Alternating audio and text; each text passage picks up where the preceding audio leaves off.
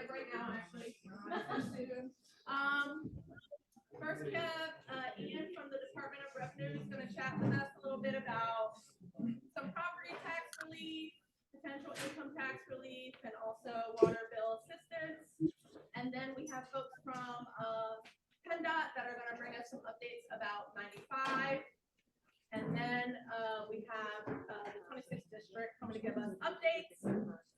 We're going to do questions after each person this time, not like the last thing where it was like I had to wait to the very end. That was like a very packed meeting. So after each person presents, they'll have some time for questions. We're going to leave questions and answers to about a minute, please. So try to be succinct. Yeah, that's it. So I'm gonna get started. This is Ian, and I will be passing out some of the materials that he has brought us. All right. How's everyone doing in this warm weather? So I'll go over all the programs, property tax relief, the water assistance programs, and just do like a high level. I have all the information packets and then also leave time for questions. First and foremost, homestead exemption. So the homestead exemption is the most popular and it's the easiest to apply for. There's no income or age requirements. The only requirement is that you own your home and you live in it as your primary residence. And how it works is they increased it from 80,000 to it's now 100,000. The first $100,000 of your property's valuation is exempt. So you only pay taxes on the remaining amount. I normally say, you know, an example, if your house is valued at $200,000, you only pay taxes on half. So that's up to $1,400 savings per year. Everybody knows about it. However, there's still about 80,000 residents, homeowners in Philadelphia that are still not signed up for it. Lots of reasons. Mainly is that there's a lot of scams out there. So when we go to community meetings and we do a lot of public events, there's still a level of skepticism.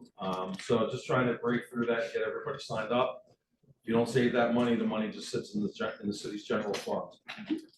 So an alternative to the homestead exemption is what's called long-time owner occupants program, or we call it LOOP. LOOP is designed for neighborhoods like ours. Like, so I started out living in Fishtown.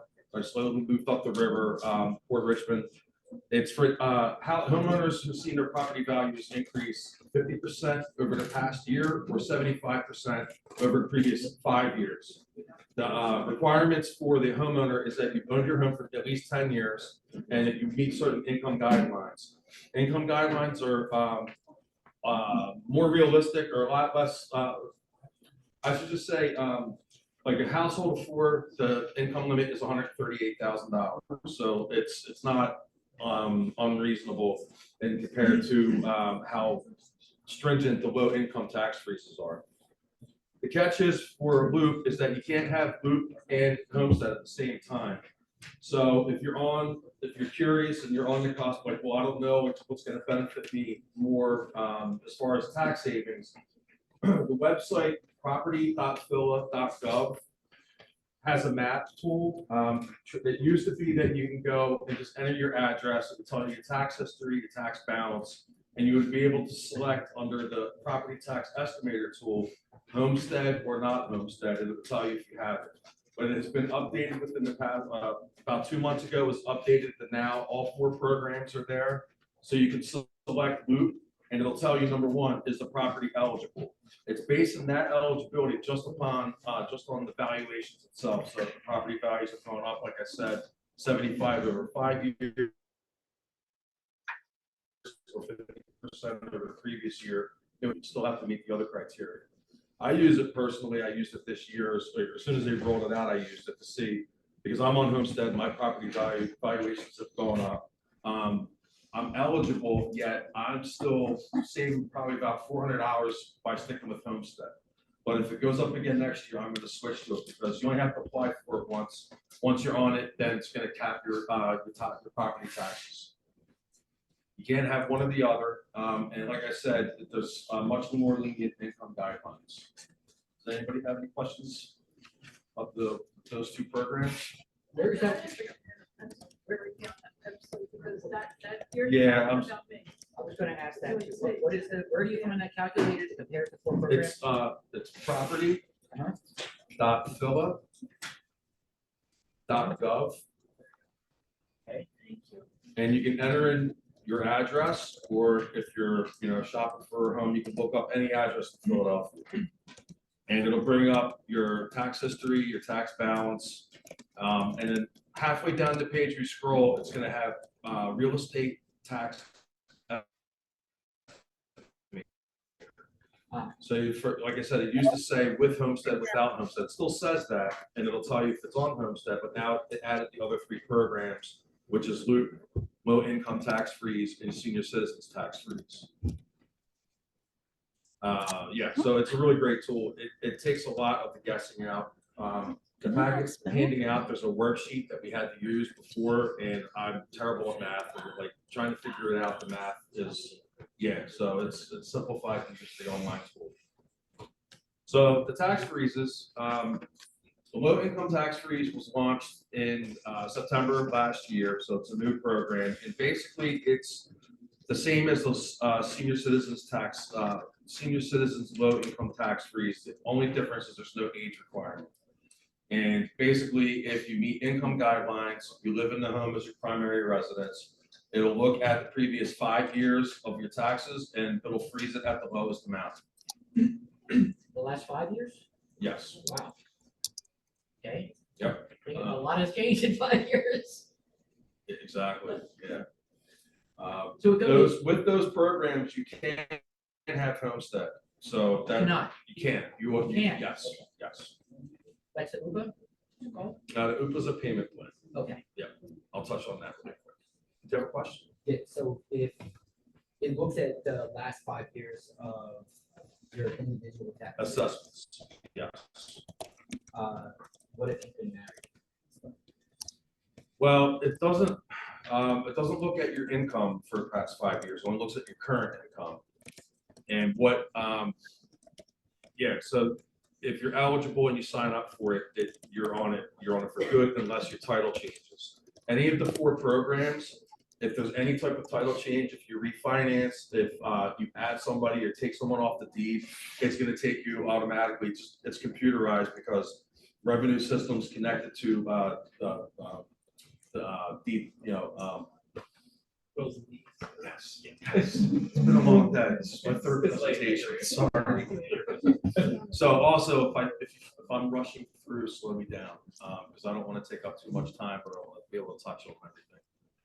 Department of Records, their computer system, anytime that the deed is recorded as a change, update, it notifies our system and it will take you off. Other than that, if the deed doesn't change, then nothing's going to change if you're on any of the programs.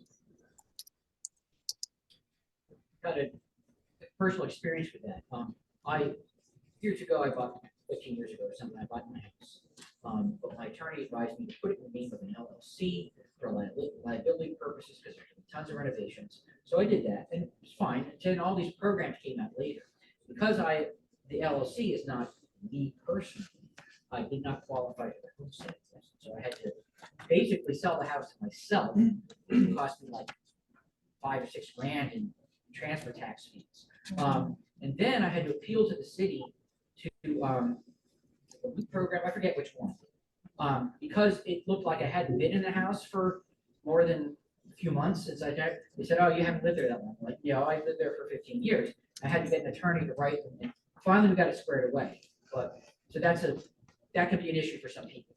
Mm-hmm. So now we're talking about the titles.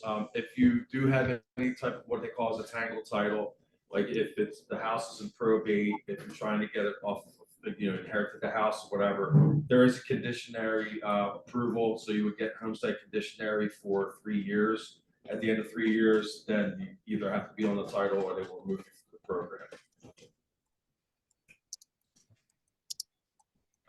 So those are the 4 programs for assistance. Payment programs, there's a standard real estate installment plan, which is pretty straightforward. If you are 65 or older, you automatically qualify without any income guidelines or any income requirements. And There's no money down required. UPA is what you had mentioned. That's the owner occupant payment agreement. It's a much better program because it'll automatically, if you qualify and you go through and you pay the payments off, it'll automatically re-enroll you for the next year, so you don't have to keep applying every year. And there's 5 tiers, right? There's 5 tiers, yes. So depending on your income, you pay either anywhere from 0% of your monthly income to 10% of your monthly income. Taxes and penalties, or I'm sorry, interest and penalties can be waived, but your my God, I'm sorry, man. The balance, the tax, what you owe, the principal. Yeah. Yes. I'm telling you, I know what I'm talking about. The principal is, no matter what, you still owe the principal. There's no way of getting that forgiven, but under the UPA program, you can have penalties and interest waived depending on what tier you fall under, and also your payment, as long as you stick with your payments. You pay a percentage of your income every month? A percentage of your monthly. Yeah, it's a percentage of your monthly income every month. Anywhere from 8 to 12 months. Okay. Yeah, so it'd be spread out, and then there's, like I said, there's no money down requirement. I have one question. Mhm. I just have someone who has a very specific need, and I think, will I be able to share your contact information with folks, or do you have someone I can, No, you can Yeah. share my information. okay, Yep. great. Absolutely. Any current issues with your account or just general questions, just my email is fine. Okay. Okay. So I'll move on to water. Water. So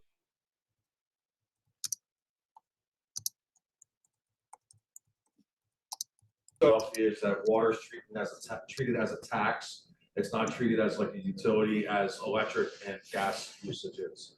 So our department, we collect collect the money, and we also manage the programs, the assistance programs. So water, you can qualify if you're 65 or older, you can qualify for a 25% discount. But there's also 2 other programs that I really want to get out, let everyone know. The one is called TAP, it's Tiered Assistance Program. It's similar to what I mentioned with the real estate program, whereas if you meet, you enter your financial information, depending on your income, it'll spread out what you owe if you're back, owe money, or even if you're current, you can get into the TAP program, and it'll be like a monthly budget for you. The difference is with water, though, is if you have an outstanding balance, believe it or not, people owe $5,000–7,000 in water. If you go 24 months under the TAP program with consistent payments, even if your monthly payment's only $25 a month, at the end of the 24 months, the remaining balance can be forgiven. So that's extremely helpful for people that run into any issues with getting behind with water. And the other program for water is called Raise Your Hand. So if you have somebody in your home that's terminally ill, if you have a senior citizen, or if you have a family member with disability, you can get put on what is called the shut-off exemption. So you can never be shut off if you get behind on your bill or whatever. But we always encourage you to still reach out and try to get into the TAP program to make payment arrangements. Okay, any questions? Are there any incentives or discounts one could get for the remediating stormwater? Like sometimes my bill there's less for the water usage than there is for the stormwater and the other bullshit fees. So pardon my language, but if I have a 100-foot backyard, which I do, and I have trees and grass and plants on there and gardens, which are permeable and it's doing exactly what the city wants to do with their rain garden stuff. I gotta pay just as much as if I paved the whole thing over, which makes no sense. Yeah, so I guess the straight answer is there's not a discount, but I believe what they're doing is they're introducing other grants and programs to help with like setting up rain barrels, other ways to do just like to subsidize other efforts, like for having whatever, in the permeable ground in the backyard. Right. But if you're like me, I run the hose, is adequate, I pay stormwater too, like I'm gonna get my money's worth, more Yeah. or less. But yeah, as far as discounts, no, it isn't, and I believe that just goes straight towards the managing of the water mains, which PGW and Water Department, as many of you should know, that there's still a lot of lines out there that are over 100 years old. We have one question. Are you the assessor for 19125? Or is that someone else? No, so for property, Yeah, I think so. properties are assessed by OPA, the Office of Property Assessment. Okay, I work with a representative from that department, but we don't have anything to do with the assessments. They're completely autonomous. So typically when property assessments come out in August, we'll bring OPA or OPA, like we'll go to meetings together and then they'll speak and do their part. So I can't like speak on their behalf, more or less, as far as their methodology or as far as appeals or anything like that. gotcha, great. Thank you. Any other questions for Ian? What's the chances of street water lines being replaced in the streets that's over 120 years old? So that would be a question for the utility, for the water department itself. I know that they do have, their 5-year plan or whatnot. They go one block at a time. I guess, if it's just a higher risk, they'll prioritize. They did release a data map not too long ago. I can't tell you for certain if it's on the water department site or if it's on what's called Atlas. Another website is called atlas.phila.gov, and that gives you a lot more data. And the data map that the water department released is that you can look up your address, you can look up the neighborhood, and it'll tell you if it's PVC, if it's lead, if it's galvanized. Like they have aggregated all of that data. I live in Bridesburg, and I looked up mine, and like there's like a lot of like missing data yet, but I think that they're continuously updating and improving it. I'm talking about the sewer line in the middle of the sewer line in the middle of the street, because we've had construction in our street for 16 years, and they're starting to get potholes again. Yeah, you would want to contact water department directly for that. So all of the details for these programs are in the packets that I passed out. One other thing I wanted to point out that we're starting to really get the word out is wage tax refunds. I never even heard of it until 2 months ago. If you do your taxes, if you qualify for the Pennsylvania tax forgiveness, you can qualify to get your city wage tax full refund. So I put that flyer in there. First, right now, we're just trying to get the word out, but it's a longer term plan, probably a year, I want to say maybe 2 years, where it's going to become automated. And what they're trying to do is they're trying to connect the databases with the state. And if the city sees that you get the tax forgiveness, they automatically will refund it for you. But for right now, you have to file for it, but you can get the money back, which is good because, like I said, I complain about the city wage tax all the time. So. You know what some of the requirements that qualify are? Just whatever the requirements are for the state tax forgiveness. It probably has to do with like dependents, income level, maybe similar to earned income tax credit. I would be guessing. That's why it's just kind of just keep it simple and say if you qualify for the tax forgiveness from the state, you automatically get your city wage back as well. To find out what kind of water service you have coming into your house, where on the Philica under the property do you? Like you can look on Atlas. Yeah, and I apologize. I meant to look it up earlier because I started talking about it because they announced it right around the holidays that they've released this map. It's either on the PWD website itself, or it should be integrated to Atlas because Atlas has everything. If you go to atlas.phila.gov, you can look up everything from 311 to No, LNI I understand violations. that. I just wasn't sure when you go into your property, if you look at it there or you have to look at like. A your separate, neighborhood one. yeah, there's a separate data map for it. Okay, that's Yeah, fine. it looks like it's water.phila.gov/service. Yeah, that's No, fine. perfect. I was going to fill it out and looking up my Yeah. properties. Just want to make sure I didn't miss it. Thank you. Probably need to find And out. also, I'm sorry, Probably.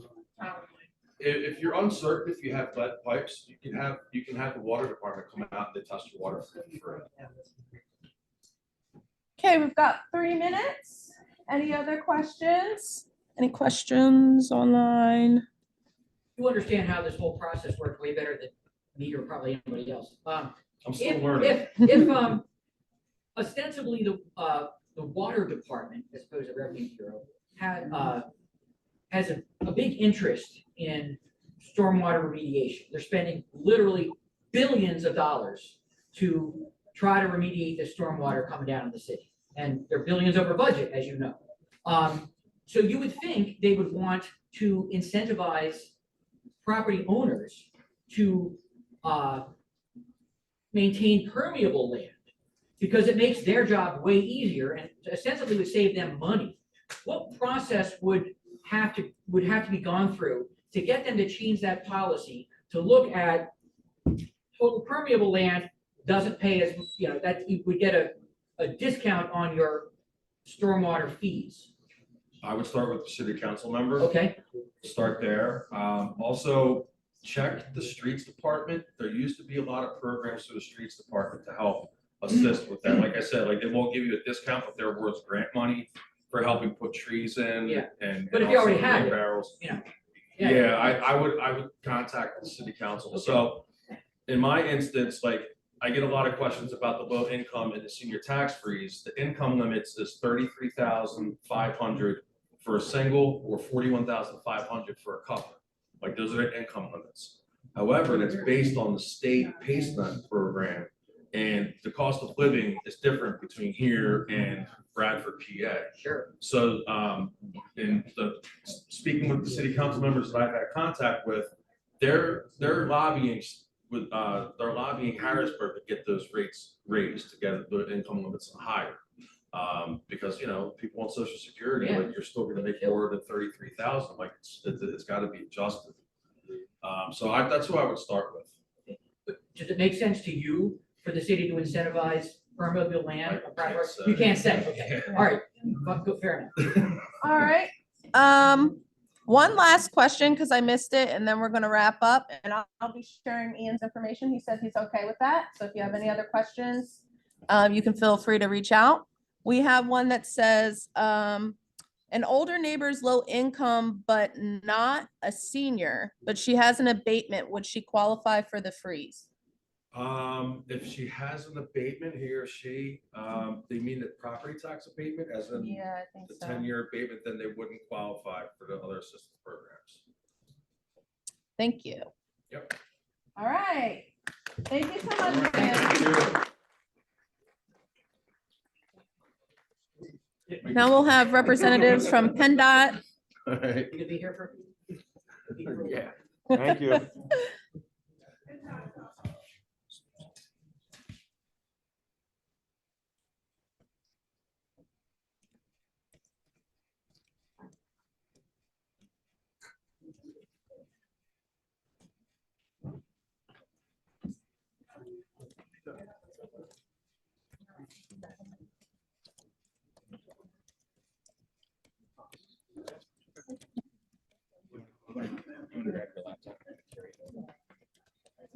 Programs. It's really hard to type sideways. Sorry. I know I have typos.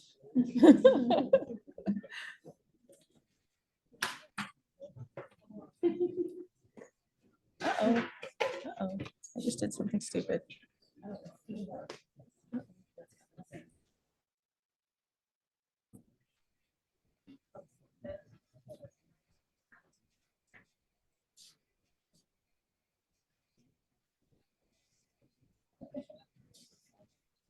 Where's Bob? Where'd he go? Is he turning the light off? See how bright the projector's pretty bright, but we can see how you might need them all for some of them. Bob knows what's fun. right. The ones in the back.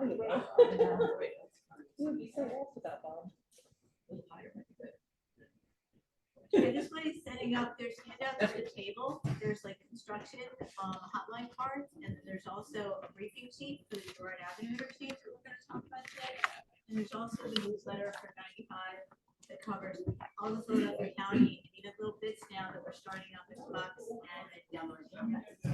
Bob's gonna hit the like too, which will help. I know we can see it. It might help with folks on the Zoom, Oh, yeah, on the Zoomy Zoom. Oh, yeah.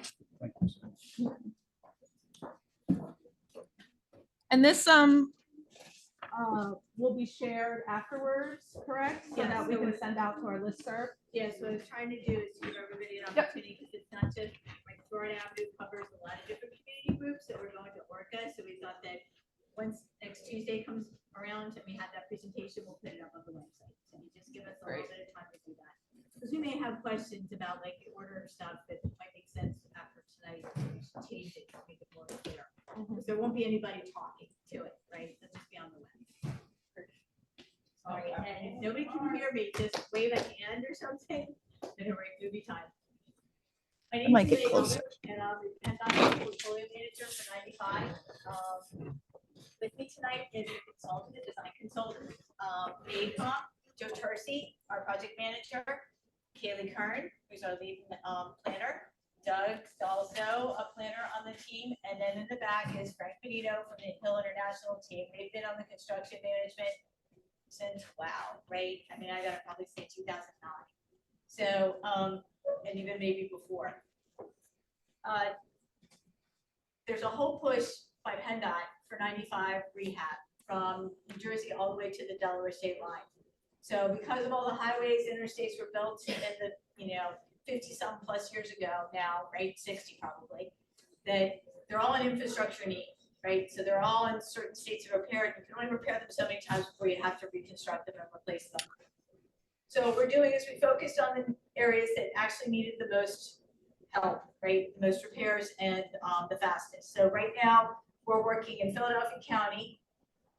I guess it's good, bad, you're first, but it's also because the need was here for the structures and the roadways. So we're working on Philadelphia County from Ben Franklin all the way up to the Common Interchange, and then we'll be working on the south end next from the Ben Franklin down to the Navy Yard.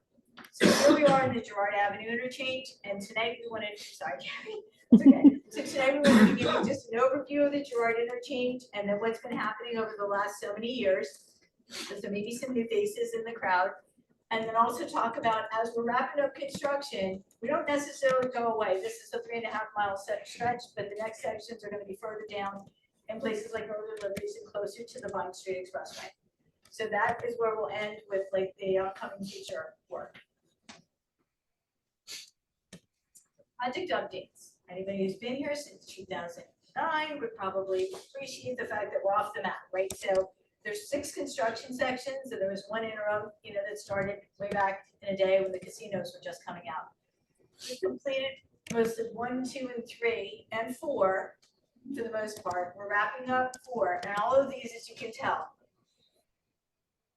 we call them on the website, I should just say they're phases, but they're also, nomenclature is GR1, Gerard, Avenue Interchange, and we just said Gerard, GR1, GR2, 3, 4, 5, and 6. So if you go on the website, you'll see them by the color-coded legend.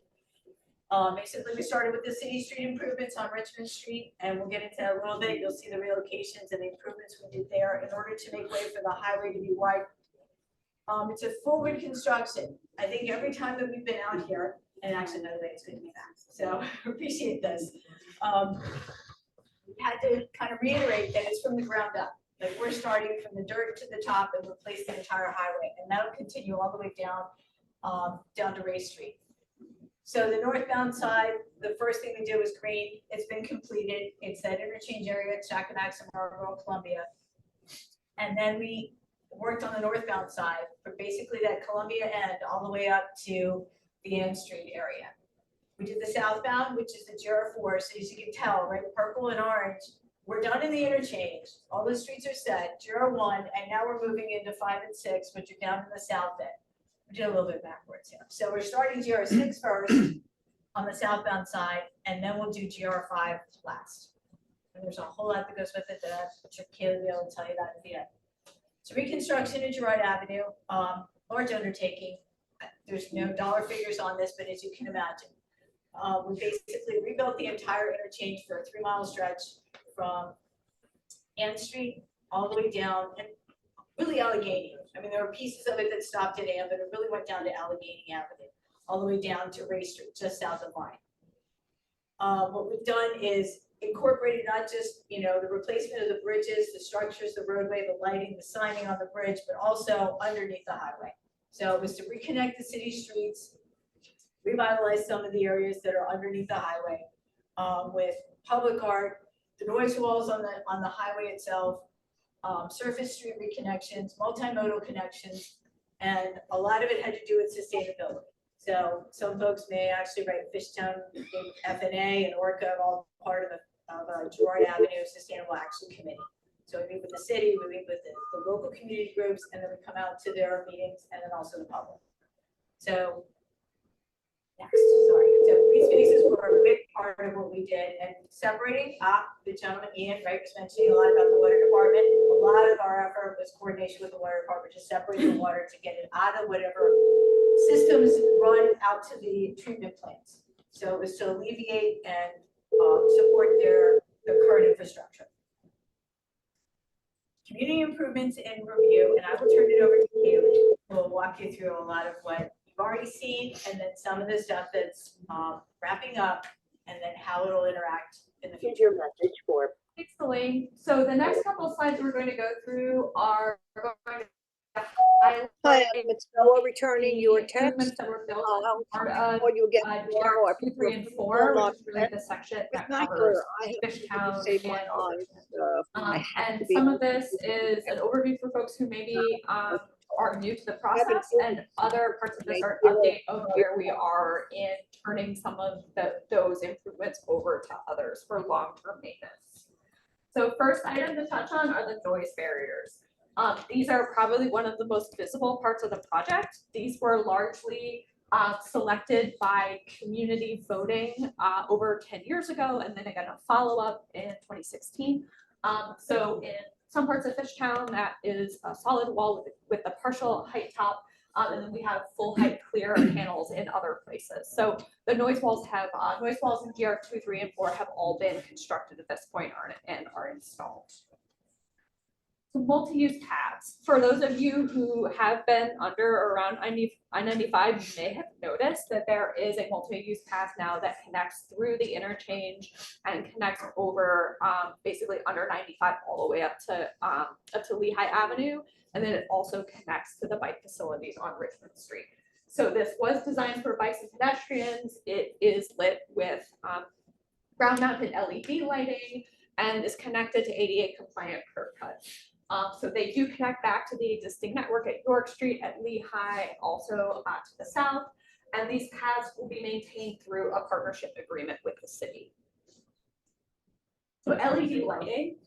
LED lighting is, there's a number of different types of LED lighting the project has. That includes lighting on the highway, lighting that is attached directly to the structure underneath 95, and also ground mounted lighting. So that pedestrian scale lighting is what's marking the path. And then there is, in some places, LED lighting on city streets that is being maintained through a partnership with the city. What we do want to acknowledge here is that over the course of construction and in the recent last couple of years, there have been issues with the LED lighting related to both vandalism and damage, and coordination is ongoing to consider long-term design changes that mitigate some of those vandalism issues, as well as replace missing lighting. So landscaping and hardscaping, this was something that was really critical to the development of the project, and Elaine hit on that a little bit. Stormwater management is a huge part of why you see so much landscaping in the I-95 areas. A lot of that landscaping is functional and is part of how those spaces are treating stormwater so that it doesn't enter the city sewer system. Much of the landscaping design includes hardy, low maintenance urban landscaping that's tolerant to the conditions, which are very difficult conditions for plants to grow in, just given what is happening, highway runoff, just general urban, urban environments. There are also plazas at key waterfront connections. And there has been collaboration with both Temple and Villanova on doing research on how those stormwater facilities and the plantings are working. So PennDOT and PennDOT construction and maintenance coordination is going on until a little bit later this spring. And then partnership agreements will be put in place that will be coordinating for the long-term maintenance of that planting spaces into the future. So just a little spotlight on what Temple and Villanova are actually out there doing. For those of you who live near 95, you may have seen students out there running testing or putting equipment up. So they're really like monitoring the performance of those stormwater facilities. They're out there taking inventories of the plant healthiness and reporting back to PennDOT on best practices so that in future sections of PennDOT's project, that we understand this on paper would have been a great thing to plant, but in practice, it's not working here. So what do we do next? If everything is died, what do we replace it with? So they have been a really strong partner and doing that research element that isn't always brought into construction projects. The public art. So some of you may have, may be familiar with the Columbia Avenue treatments. So that is the like holes with the turtle, turkey, and wolf. There also is, there are historic abutment. So the abutments that are at Girard and Aramingo, those are all from the Cramp Shipyard, which formerly was in that area. We also have we had the opportunity to be able to salvage industrial elements from the Cramp Shipyard when the building was demolished during construction. And those are still being stored by PennDOT for placement in the project in a future phase. And so those are coming back. There are also opportunities for murals at key street connections along Richmond Street. So if you notice along Richmond, there are blank areas between the patterns that are on the wall on Richmond Street. Those are meant for someone to take those over and place murals on them. And the last element that I want to touch on is the community parking. And so there are approximately 400 parking spaces that are under I-95 in this area. And when this project is completed, there's an opportunity to revisit how that parking is managed and utilized. Understanding that there is a cost to maintaining that parking, and any program granting people access to that needs to understand that there are costs involved. And so parking in high demand areas has the opportunity to generate that revenue that allows the person who is actually maintaining the area to have funds to do that maintenance. And so with that, I'm going to hand it back over to Elaine so she can talk a little bit more about the partnerships that are in process that will secure these agreements. So real quick, right? We've been working with the city very closely over the past couple of decades, and we're now trying to enter into an agreement, actually for the last 5 or plus years, even before COVID. It's a long drawn out process, but we're getting close to the end now. A city agreement where DRWC, Delaware River Waterfront Corporation, would also be involved in order to maintain some of these spaces. Long-term maintenance for those wall treatments that you see, for the parking leases, just the mural areas, any sort of maintenance for the landscaping, the hardscaping. In the meantime, during construction, and as I introduced Frank from Hill, his team's been working with CLIP. We provided paint through the construction contracts in order for CLIP to go out there and use the color coding that we've assigned to these walls, so that more or less it'll all be the same, colored pattern as opposed to, I could say, a patchwork quilt. And that's coordinating, it has been, with city agencies, including the social services group. And encampments, I know, right? I mean, I hesitate to say that it's under control, but we do monitor this. We have been working with the city on it. Legislators, public officials have been involved in this process too. So we're hoping to continue this effort with the city through this upcoming joint use lease agreement.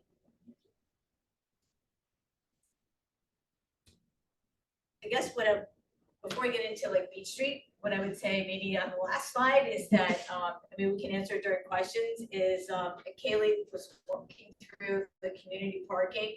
So some of that, right, where we're talking about long-term maintenance and there was costs associated with it. The setup now is the contractor's still out there. So everything that's being cleaned or maintained is partly due because he's doing it with coordination with our maintenance units at PennDOT.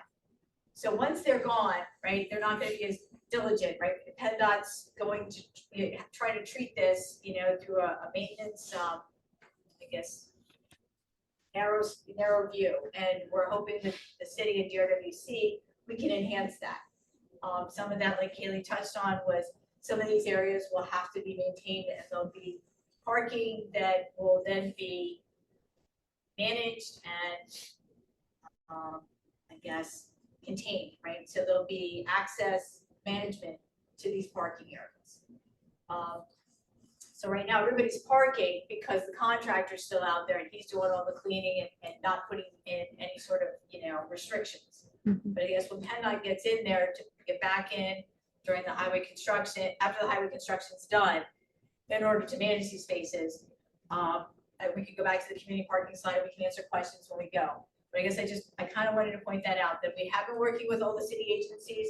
We think that because of that effort that we started early, we can continue that and even enhance it more so with the coordination with the Delaware River Waterfront Board.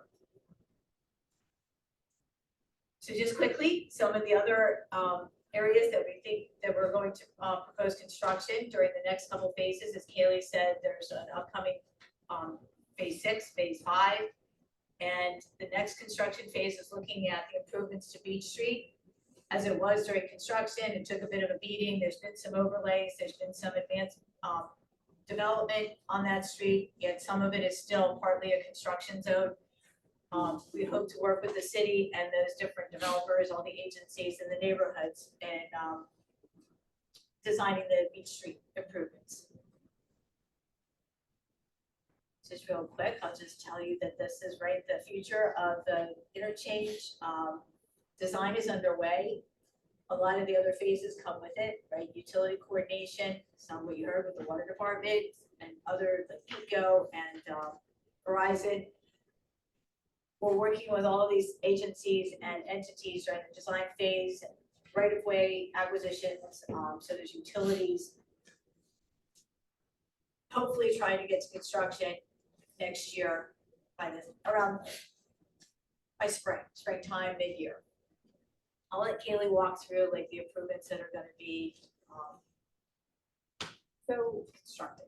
So just to briefly touch on this, because we do want to leave time for Q&A, there is a lot that is going to go into GR 5 and 6. And for those of you who live a little further south, just good to understand that it does include full reconstruction of 95 mostly in Northern Liberties, reconstruction of the underpasses there, additional surface street improvements, reconnection of Poplar Street under 95, improvements to the Market Frankfurt L Spring Garden Station, and reconfiguring of some of PennDOT's spaces under 95 as well, and coordination with SEPDOT on potential improvements to the trolley turnaround at the Route 15, in addition to coordination with PennDOT's other projects further south. And with that, I think we can pause for Q&A. Yeah, if you want to up to the next slide, really, I guess, just the next one. Sorry, I have to turn here. Contact information, so it's on there. So I just want to like put that up as we're going through questions. Screenshot real The quick. one thing I would mention is that I don't know that I've recognized all the faces, so we dealt with several business owners in the Fishtown area for leases that were already in effect when we got here to start construction. So some of those were terminated, and we'll be coming back to those folks in the end, approaching them again about opportunities to lease areas.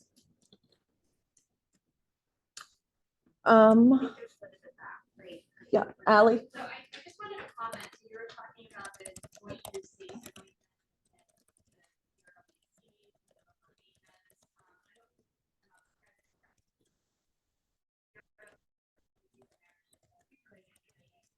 Here on March 26th, meeting over the maintenance of those areas and the improvements and things that they're thinking about doing, but they're looking for community feedback. So, like, you know, if you guys are interested in like coming to that meeting to voice any concerns or ideas that you have, it'll be on March 26th, and the FNA will put that on. Going off camera. So the exact time. It'd be great if we could join that. Well, and I think, so I don't know if online, I don't know, Ashley, if you can tell, but somebody from DRWC was attending tonight, but couldn't make it. So I think I'm glad you brought that up. So I didn't remember the date. So I'm glad you said that, right? That it's in March. So we wanted to come out here more or less to like, I guess, let everybody know construction's ending. And, you know, we've been out here for so long. It's been since 2009, like I mentioned, right? So here we are, how many years later? But I think everybody's gotten used to trying to make do, right, during the construction phase, where parking's available, where it's not, where lighting is on and not.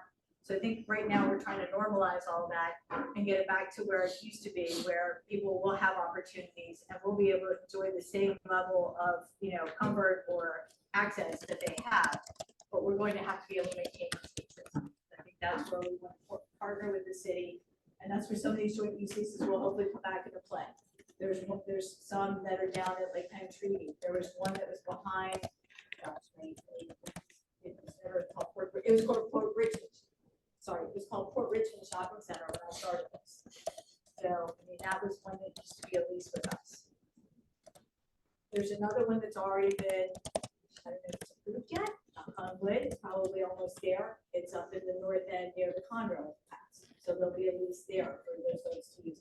So that money, and specifically this agreement is set up so that that money, whatever is paid for those leases, will come back to this area. Because any lease that I set up, which I just said, the one at Conrail, goes to a general fund. It doesn't come back here. So once we set up this agreement with DRWC, it comes back here. It comes back into their maintaining the area, they're maintaining the space. And it was perfect, right? I mean, we're all trying to make this work. So I think if we could, we'll get questions, we'll probably get concerns. Maybe there'll be more for DRWC when they give their approach, but we're in contact with them. There's different ways. There's a lot of questions that came up over time that I can't actually support some of those efforts. You know, because we're a state agency, I can't pay for it, but as a city, they can. So I think there's some things that will be amenities that they can provide, but we haven't been able to. It's just a big cost, right? And it's kind of a learning of trying to let everybody know. Sorry, I have questions in the chat here.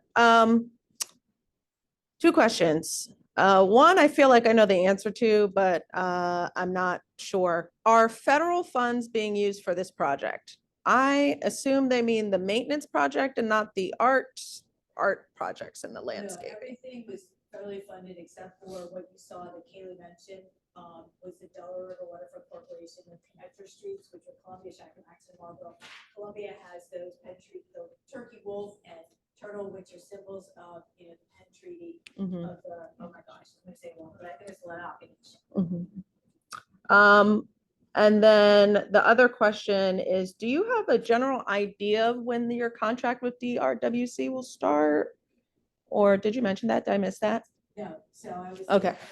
That's the future, that's the next steps, we've been working on it. And I don't know, I mean, it sounds like we've been working on it since before COVID, but it's a lot of steps along the way. There's a lot of attorneys, and there's a lot of agency individuals that have to look at this. But we are like this close. We're holding our breath, it should be hopefully within the next few months. And then everything like all the I have to say, my best guess is a minimum 2 months. Okay, so 2 months, maybe, let's say 6 months. Okay, Before DRWC It can't go up takes to over. 7 months. So Yeah. the best case scenarios, it's 2 to 3 months, right? Right. Over time, everybody gets it on their debt, you know, everybody has to pass it through the system, but I kind of hope that I'm done sometime by the fall, and there's very little gap between when contractor leaves in May and we start up with the city. Okay. Great. And then you had a question, sir? Yeah, I know you don't work for the city, it's the state, but were you saying then that the access to that parking area will be managed by the city ultimately?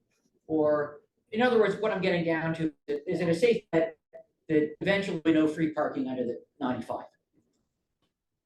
DRWC is a Okay, city. that's what I think. It'll all be paid. You gotta pay to park, okay. I just wanted to get there. Kind of like what they do at Christian probably. Yeah, Yeah. Queen Village, Yeah. but maybe fenced. John, Kaylee, I'm sorry. Kaylee, could you go back 2 slides? There was just a question I had about what you showed there, that one.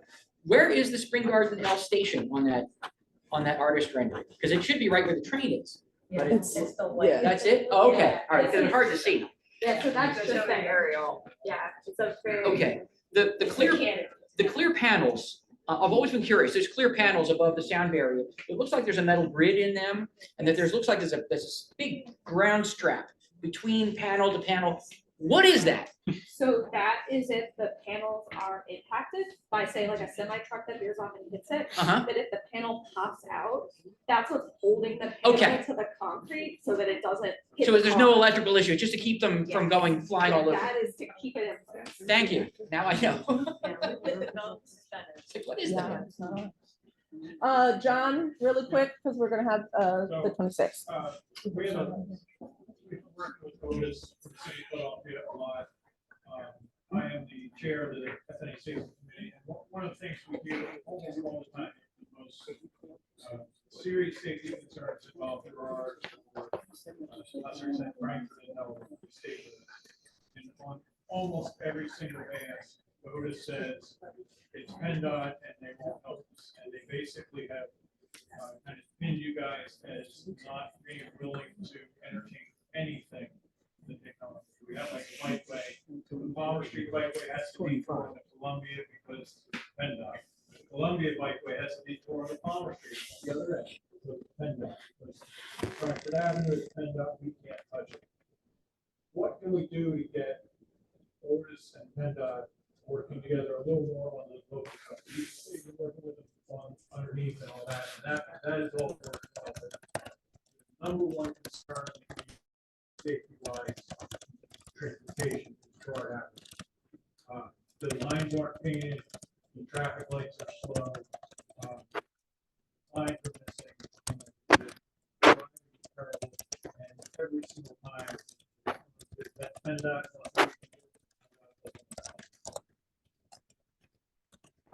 Second question, would you like to cross? I was gonna say, right, I mean, I remember when they were doing the ADA ramps along Giulian, right, and that was just, it was Herculean for the contractor and for the PennDOT team. I don't know that I have the answer. There's a couple of things that have been being worked on in Stanford. And I guess you're talking about a gateway. I think it's Fishtown that might be working on that.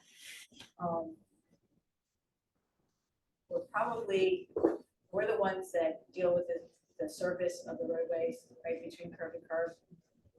We're the ones that are responsible. It's the substructure that the city is responsible for with the water lines and such, and the drainage. So I can take it back and find out. That's a good question, because that's what these meetings are for me to go back and ask them ahead of time. Because they will have, we do have maintenance for Palm 3 R's, right? We have projects. Well, they'll either go out there and do a mill and overlay, they'll put the line striking down. So I can go back and ask. Sure. And see where it is on the building. That'd be helpful. We have one last question. Just real quick, the lighting along Columbia Avenue, all within the Richmond Ave parking lot, as well as the beautiful statues that you're showing us, like none of that has worked for like months. Yeah. I got an email like 2 hours ago from their guys' office saying that PennDOT fixed them today. They finished work yesterday. I haven't checked it out myself. Really hoping that's the case. That's exciting and perfect. But people keep stealing the wiring, so I don't know. It feels like a solution if it just isn't happening. So I'm not gonna throw anybody under the bus, but I think Frank, we knew about the lighting in Columbia. That we're working on. I just driven by. I tried to get in like 7 o'clock before I realized I was already starting. I couldn't see the lights. Because I wanted to see it myself. Yeah, so we were driving by and unfortunately, right, we were coming to try to get a parking spot, so the lights under the highway were just popping on. So we didn't see all the lights. So on the way back, we will definitely drive by. Think people just don't have. They try to steer it better. There's some things that are planned, that PennDOT is looking at to try to improve. The problem is, yeah, to keep on back, to keep working stuff out. It's the amount of loss repair, and also the different cities go through the same issues. We saw lights cut up everywhere, that's part of the city, and I warned them today, I said, I saw them. From what I said, they cut them, they go dark, and then they come back like a couple weeks later, it's full water. Because they want people to kind of.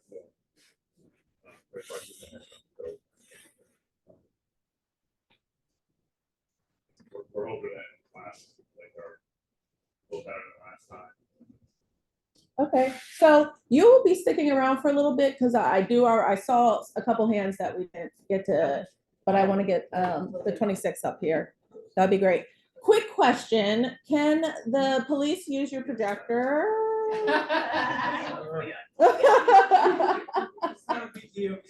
Yeah.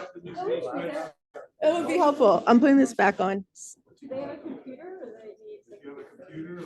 You just need access to a website. You just need access to Yeah, a I'd say website. no, So you use that. you guys are hanging around by the website. Oh, I do. Tiffany, do you mind? Oh, no, I don't.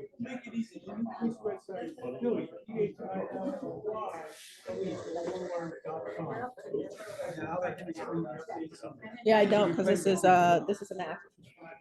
Which makes everything harder, of course. Sorry about that. No, sorry that we don't have one.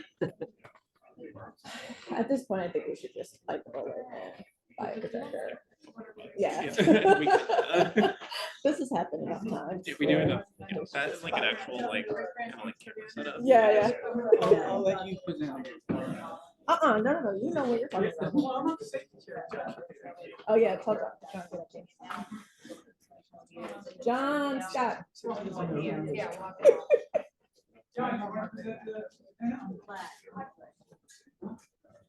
Let's go with Bob do it, but he said you should do it.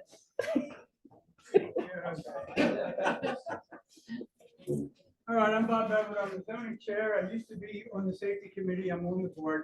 This is Lieutenant Giulian from the 26th district.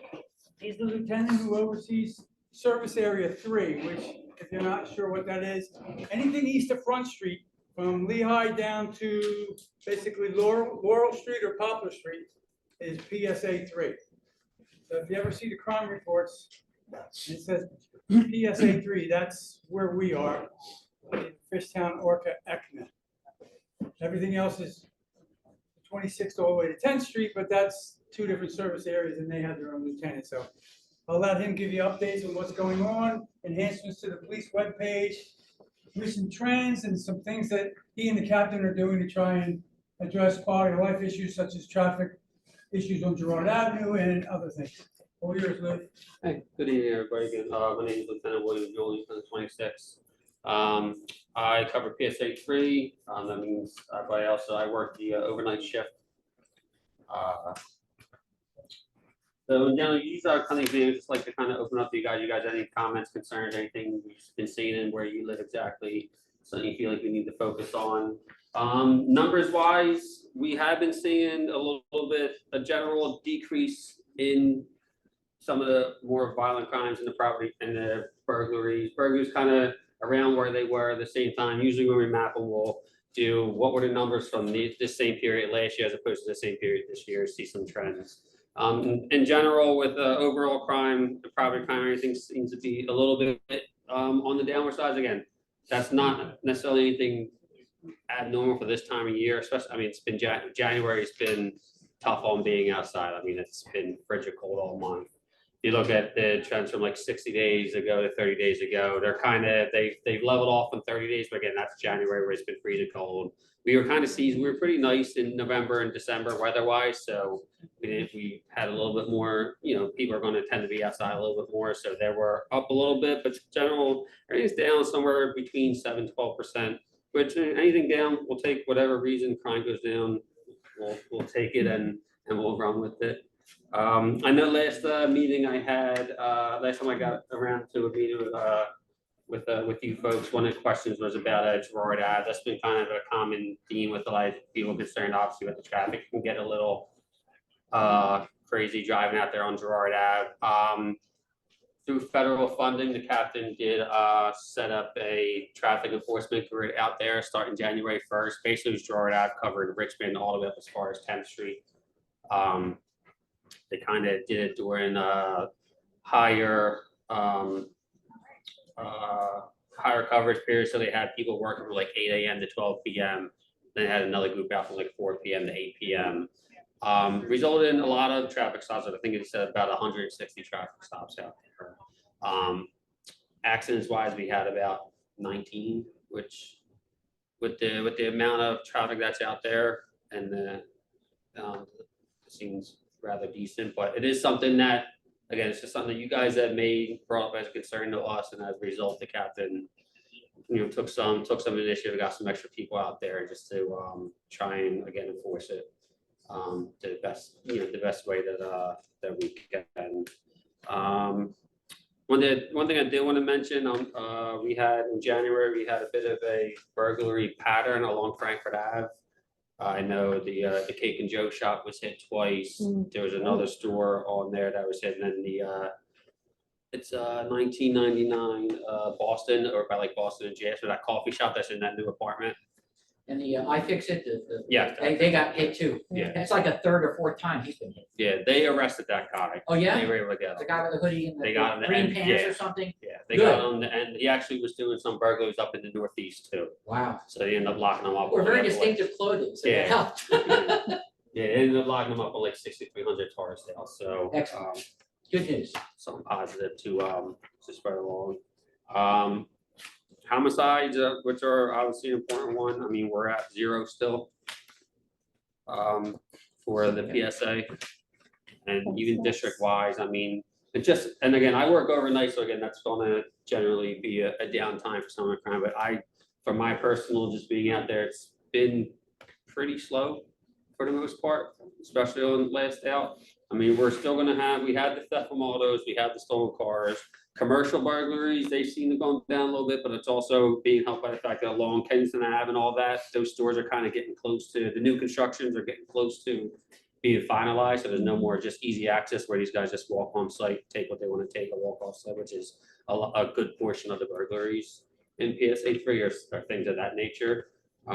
Again, just continue to stress to you guys, just making sure you're taking care of your property and taking care of yourselves, and make yourself less of a target for crime. Make sure we're locking up our houses at night. Make sure we're locking up our cars.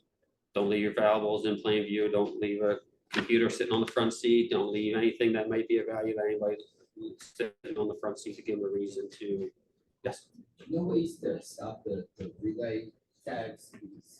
Our car got hit twice. Yeah. And we knew it was that because they missed money, they left out people's stuff. So change usually, so. Right. Yeah, I mean, that's kind of, from my understanding of, that's like a distance thing. So don't leave your keys at the front door. Like you park your car in front of your house and you hang your keys up at the front door. That's what allows them, they need to be a certain distance from your key fob to be able to relay the information from your key fob to what they have to your car. So even parking's good, it's not good.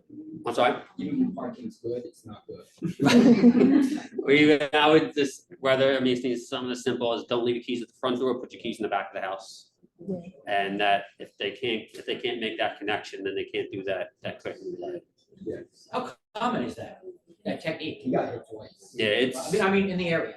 In the area, I mean, in terms of technique used, I don't necessarily have information of what's the more common technique. It's between that and, this issue with the Kias, where all they needed was basically a USB port to steal a car because of the way it was set up. I mean, that I've seen is more common than the key fob relay. Yeah. But it's out there. It's being used. Similar to that is Wi-Fi jamming of wireless alarm systems. And somebody I know got hit that way. Yeah. They got him on video and they pulled out this thing and then it was all knocked out. Have you seen much of that, or is that just a rare thing? I have not seen much. Okay. So. Quick question. the accidents you mentioned, do you happen to have data, since PennDOT's here, on how many of those were from the ramp coming onto Girard or no? I do not have the specific location data. Great. I have to guess. One time, yeah, that's the, especially with that new yield and everything they got there. People tend to seem to, one, people are coming down off that ramp at a pretty good speed, and two, people tend to misunderstand what yield means. Yeah. Yeah, yield means you go, if it's not open, then basically yield is the stop sign, so you gotta stop, you don't just, so, Probably a good amount. yeah. Just making sure they heard that. Let me see if there's any other questions here. And Roger, look, the one thing I did want to mention, because there's something I was looking at earlier, the city department is trying to revamp, I don't know if it's been on their revamp, their Philly Police website. It is up and running right now. Obviously, there's the usual glitches. I went to look on it this afternoon, because you can now get all district-specific crime data, if that's something that you're still looking in.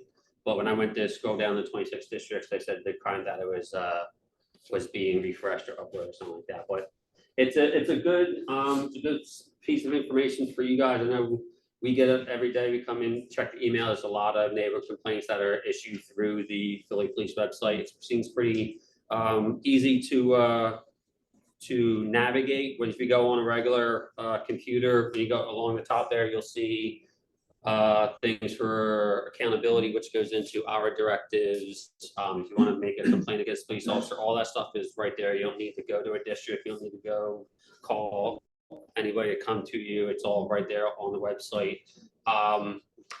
Also different, you'll see up top, it'll say districts. You click on the district, you can go, if you don't know what district you live in, you can put your address in, it'll tell you what district you live in. Otherwise, you just scroll down. Obviously, you guys are in the 26th district. There'll be a specific district webpage. It'll be Captain Gress's email information on there.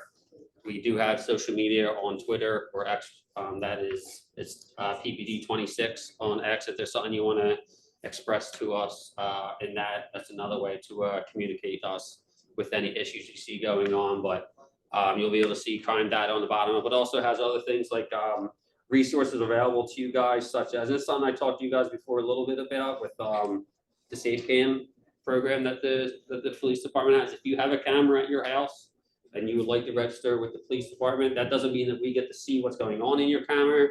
That basically means you're gonna go online, register telling us that you have a surveillance camera at your house, whether it be ring cam, whatever it might be. You're letting us know, hey, 321 Girard Ave, I have a security camera. So if something happens on that block, we can reach out to you, hey, we had an incident here. We would like to take a look at the footage, see if you capture anything that might help us with our investigation. They can reach out to you. You can sign up whenever you want. If you're getting tired of being bothered by the police because you're in a place where things happen often, you can take it right back off of there and they won't contact you anymore. But there's also just different community resources. If anybody's having mental health issues or looking for services with behavioral health, there's information on there for that as well. Crime data, there's access to different forms on there, which is again submitting a tip, complaints against police, neighborhood concern, which is the roll call complaint, which is you're going to send to us. You'll put that concern in there with all the information that'll get forwarded to us, and when we hold our roll call at the beginning of each tour, we'll let the officers know, hey, like the one I saw, someone put one in just a little while ago for 1201 Creek Street in reference to speed bumps, illegal speed bumps put in the road or something like that.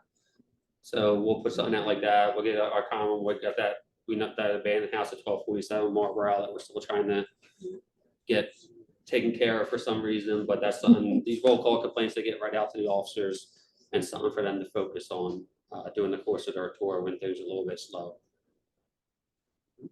You mentioned homicides were down, and from what I've read, they've been down, it's a trend going down for the past 5 years, but citywide. Do you have any, I know nobody knows for sure why, do you have any theories, and what do you attribute that decline for half a decade in homicides? I don't know.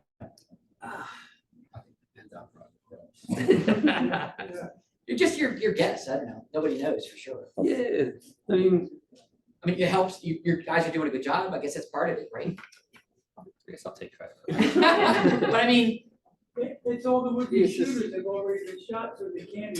Okay, there's a good theory. You're running out of target. Yeah, they're all killing Running each out other of off. targets. No, and I mean, some of it with the numbers with the, I mean, we had a big drop from last year. This year, we Yeah. kind of changed the way that stats were reported as well. So I don't know if that played into it a little bit, just numbers wise. But I mean, it's just, I mean, it's just something that goes in. We're also not in a pandemic anymore. In which waves. might- I mean, I don't have necessarily an answer on in terms of why it has gone down. It's a good trend. I just hope It's, it right, just, continues. as long as it keeps continuing, I mean, I think it was down 130 from 23 to, Something like it's that. like 4 something to the 260 something, so, I mean, obviously, that's in no way a negative thing. Thanks for helping that happen. Yeah. I wanted to ask, I mentioned the burglary from Frankfurt, is there anything neighbors need to know about that? Has that been fixed? Is that- Yeah, no, I just mentioned that just because they did make an arrest on that. Yeah, they, it was one guy, he did, I believe, 4 here and at least 2 or 3 up in the, in Northeast, a little bit, no, I don't think it was that far, all the way up Northeast, I think he ended up with 6,300 Tarsdale or so, but yeah, they ended up making an arrest on that. Yeah. And a lot of that, again, was based off the information from security footage, where the same thing every time he goes and does, there's a car, he left in a vehicle, they were get the tag on the vehicle, figure out who the vehicle comes back to and go, and went from there.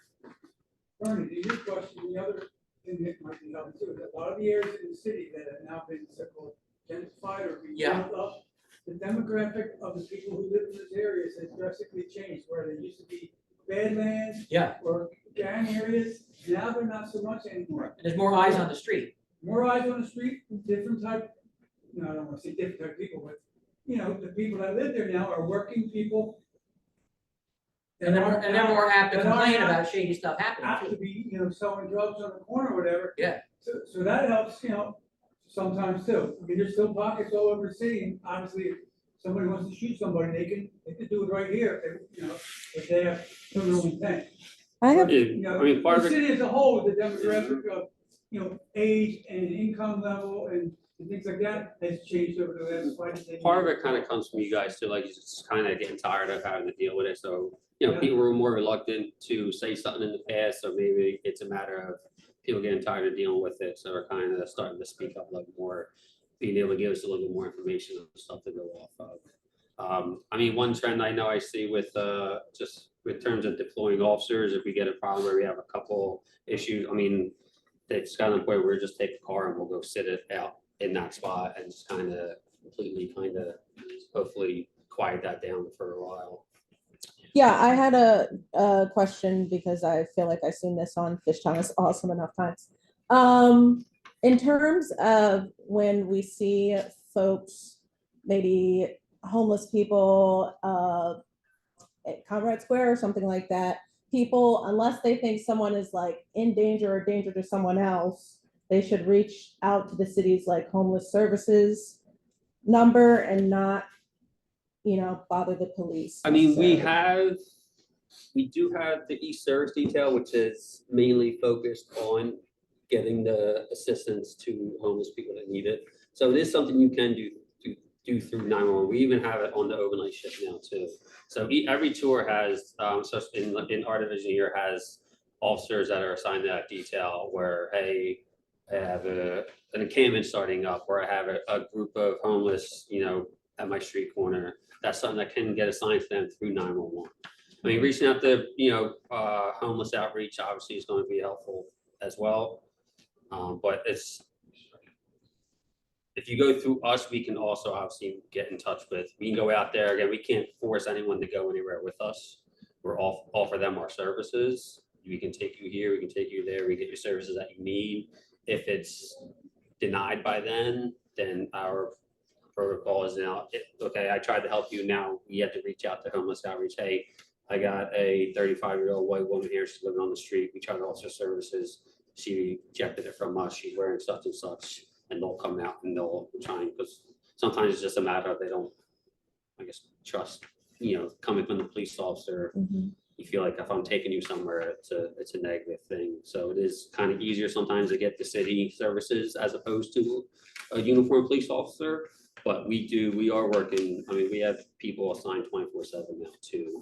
assisting with homeless, and given issues like that. So it is something you can do through 911.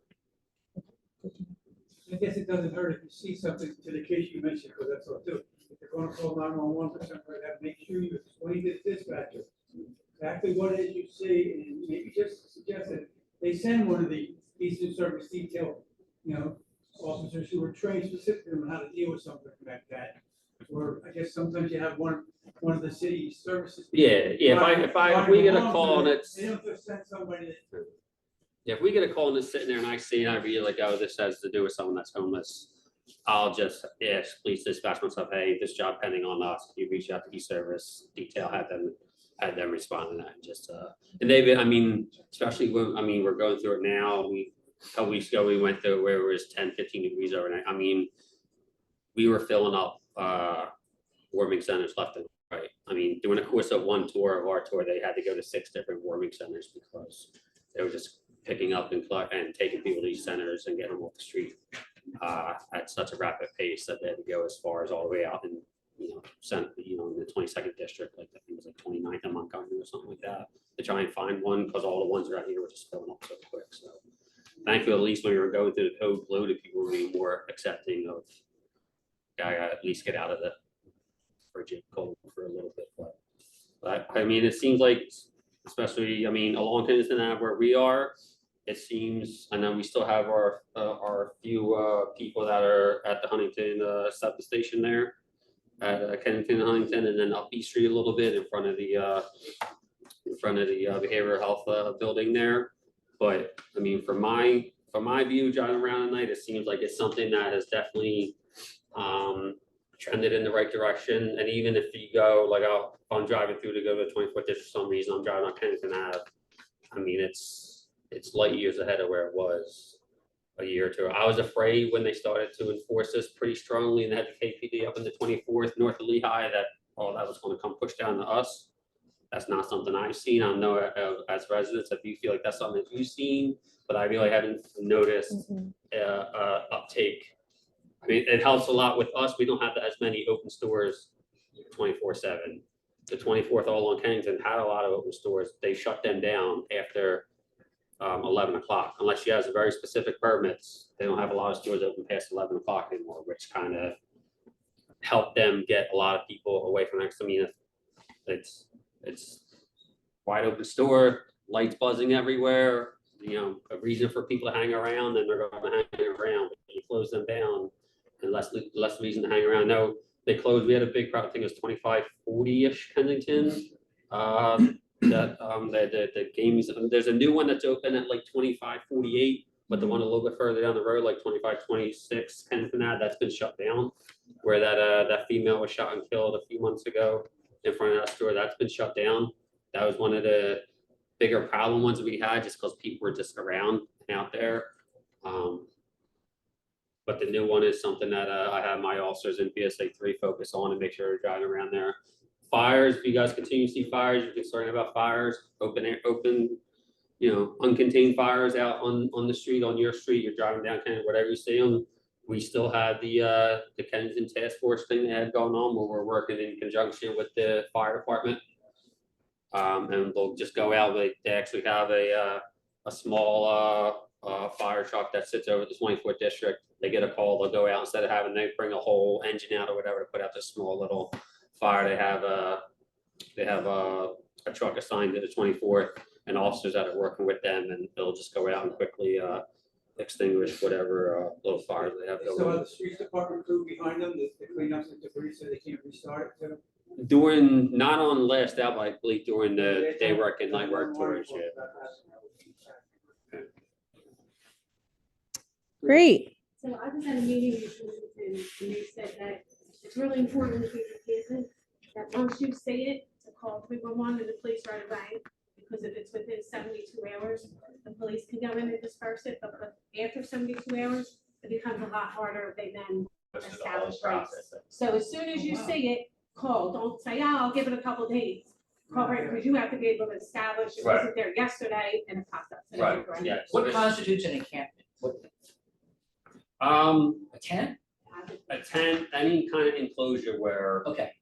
they're able to, like, it doesn't have to be a tenant, it could be some other way that they've gotten it closed and it's blocking the sidewalk. Got it. Boxes, just, okay.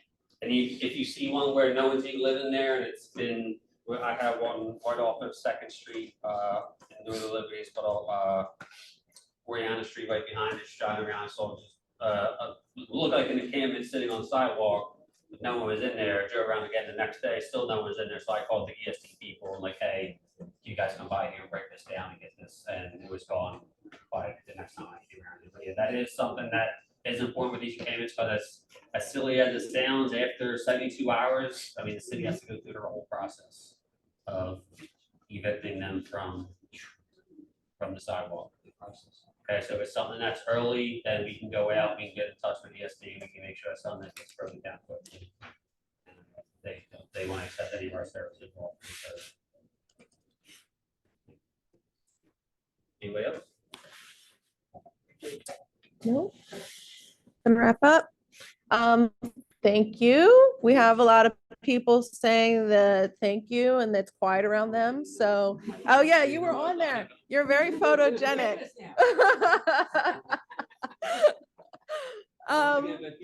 you go on the Philly PD website, you can send an email to police.co26, which is the captain's generic email.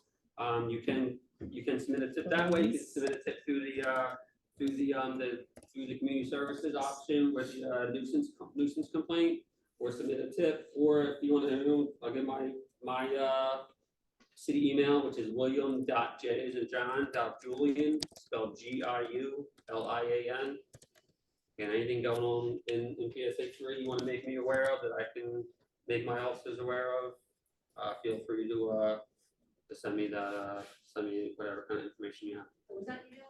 William.j as in John, .Julian, spelled Giulian at phila.gov. It's also a commend an officer button too, so now you know how to spell his name. Right under the complaint against police option, you have a commended officer. Yeah. You get everything.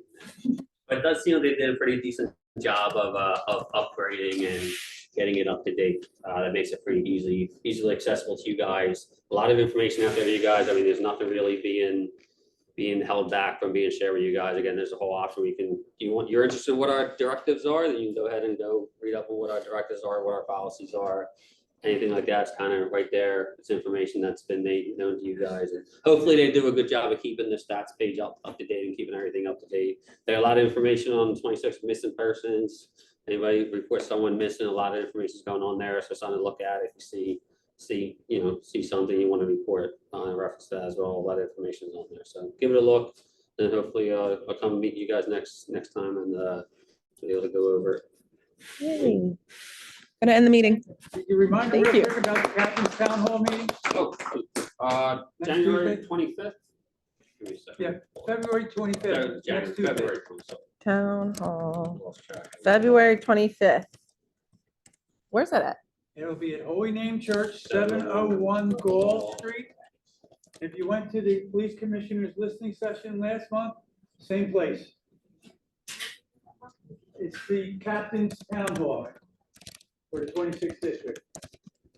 If you go on PPD 26 at PPD 26 DIST, that information is on there as well on the X page. Yeah, it's Tuesday, February 25th, 7 to 8 at Holy Name of Jesus Church. Anybody, Captain Gress will be there. Anybody has any kind of issues they want to bring up to the captain, good chance to have a face-to-face with him.